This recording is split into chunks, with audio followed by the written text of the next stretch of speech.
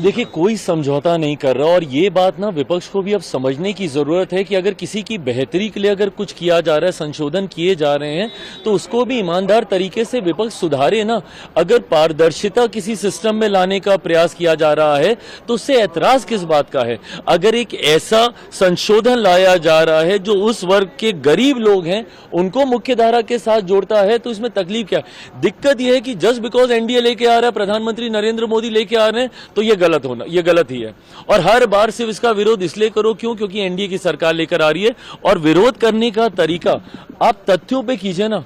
आज मुझे बता दीजिए कितने ऐसे विपक्ष के सांसद हैं जिन्होंने तथ्यों की बात की। उन्होंने सिर्फ एक जनरलाइज स्टेटमेंट दिया कि मुसलमानों के विरोध में है ये सरकार, मुसलमानों को खत्म करना चाहती है, मुसलमानों को हाशिए पे फेंकना चाहती है। हम लोग के ऊपर भी वही आरोप।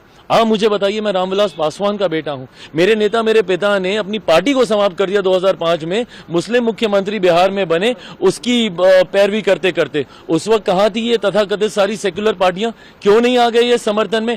आज मेरी धर्मनिरपेक्षता के ऊपर, आज मेरे सेक्युलरिज्म के ऊपर आप सवाल खड़े करते हैं, बट उन लोगों का आप साथ देते हैं जिनको सच्चर कमेटी की रिपोर्ट कहती है कि भैया मुसलमान की बदहाल परिस्थिति के जिम्मेदार ये लोग हैं। कांग्रेस का आप साथ देंगे, राजद जैसी पार्टी का साथ देंगे जिन्होंने खुद वक्त को लेकर, लालू जी का बयान वायरल है आज की तारीख में, हर कोई जान रहा है उन्होंने क्या कहा क्या नहीं।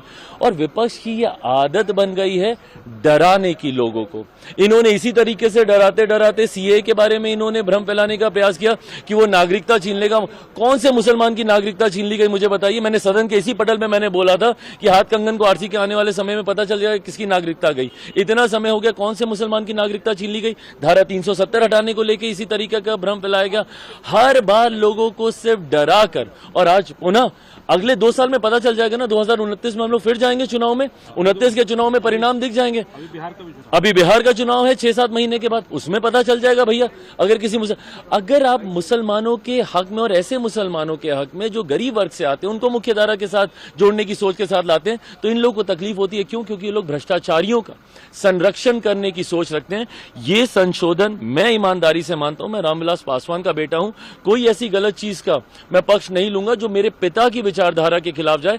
मेरा कमिटमेंट ना सिर्फ समाज के इस वर्ग के साथ है, मेरा कमिटमेंट मेरे पिता की आइडियोलॉजी के साथ भी है।